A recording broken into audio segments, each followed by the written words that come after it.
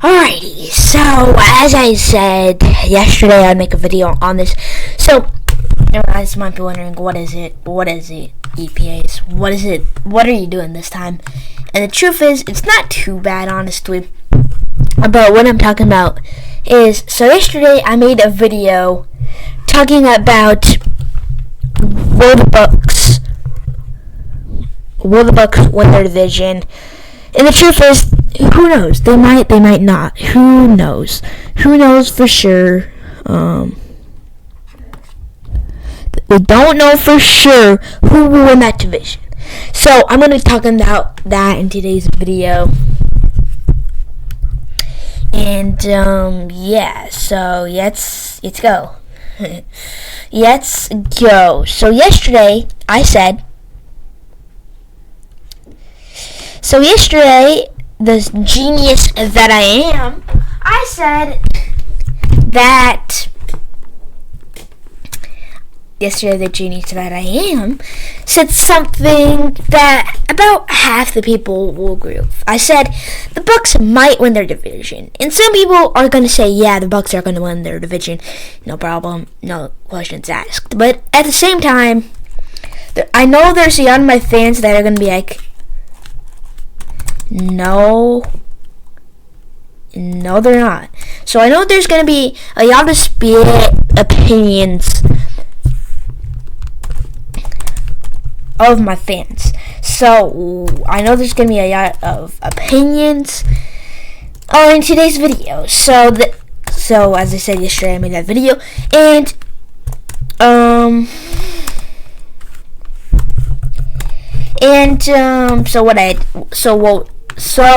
we're talking about the Saints. The Saints are the only other team that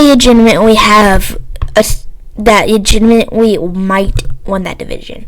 Now, they definitely probably will, but at the same time, the Buccaneers, there's going to be a lot of people saying the Buccaneers should win their division. So, I know there's going to be a lot of people like the Buccaneers should win their division, all that stuff. But, this is my opinion on if the Buccaneers should win their division. The Buccaneers shouldn't. There's like a 50-50 chance. I want that to be known. There's like a 50-50 chance that they win it. And then, the Saints have made some good moves this offseason. So they haven't made the best, but they've certainly not made the worst. The Saints, so I'm not going to say that it was a total reach to get Derek Carr.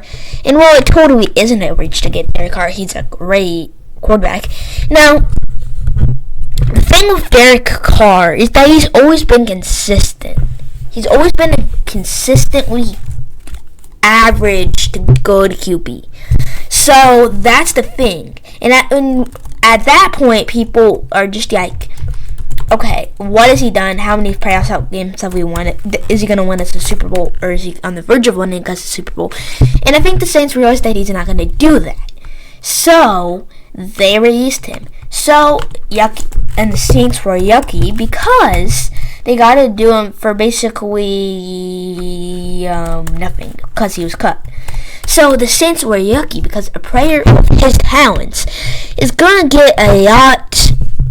Derek Carr, I'm not going to say he's the best QB by any imagination of the stretch, but he's also not the worst, okay? He's never been anywhere close to the worst. So there's a question that you have to ask when you think of Derek Carr, when you think of him as an individual. How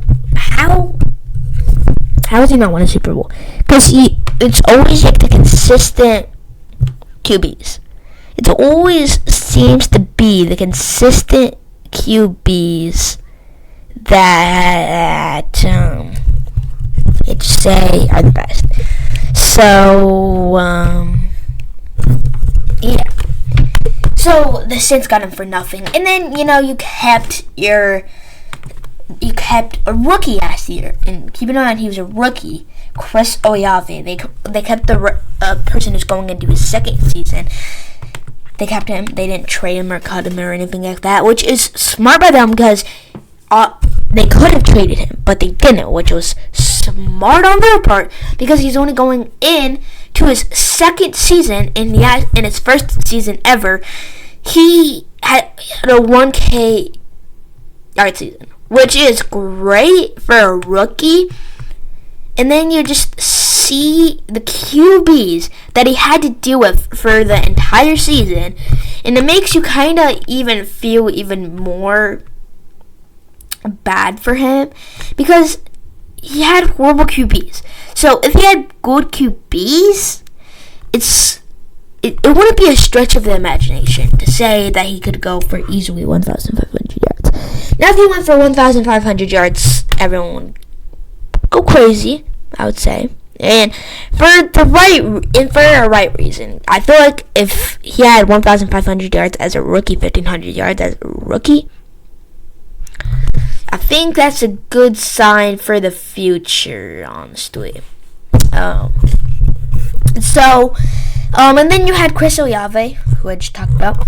And then you had other players like Michael Thomas. Now, Michael Thomas is not been the best because he's been injured for, every year. He has been consistently injured, which is not good when you say consistently injured. You want consistently not injured. And then consistently injured is not good. So, that's not good. He's been consistently injured for about a couple years, since 2018. He's been consistently injured for a long time now. And in that time, he's been on the field. You're seeing that he's still, now, it's sad for Michael Thomas because he made some records with Drew Brees. And then he just gets injured. He just gets injured again. So, and then it's even more sad because when he goes on the field, and I know he's certainly not what he used to be by any means, but he's still definitely not the worst. So it's kind of sad just to kind of see how, it's just kind of sad to see, honestly. It's just kind of sad to see that Michael Thomas, one of the best, a couple years ago, one of the best young stars, making a bunch of records happen, is now slowly but surely becoming a nobody anymore. Now he's definitely not a nobody, but every fan is starting to basically be like, Michael Thomas, oh yeah, he hasn't played in a couple seasons. It's sad because there was once a time when he was hands down the best wide receiver in the entire NFL. So Michael Thomas with Derek Carr, in the last season they had horrible QB play, and that's being nice. So their QB play. So it's a questionable decision by their head coach to not keep Jameis Winston in after he was fully healed. That's the questionable decision, okay? But, let's see what other moves he does. He was a horrible head coach. But you saw that it was his first year. So it was only his first year. And he got a couple more wins than some people were expecting. For a first year head coach. Ever since Drew Brees retired, the Saints have been always competing for a playoff spot, but never in that area where you think win now. They've always been competing for one, but they've never really won one, really. So, the Saints have a better chance, in my opinion, than the Bucks for winning the Super Bowl. And thank you guys for watching. So, bye. And thank you guys for watching!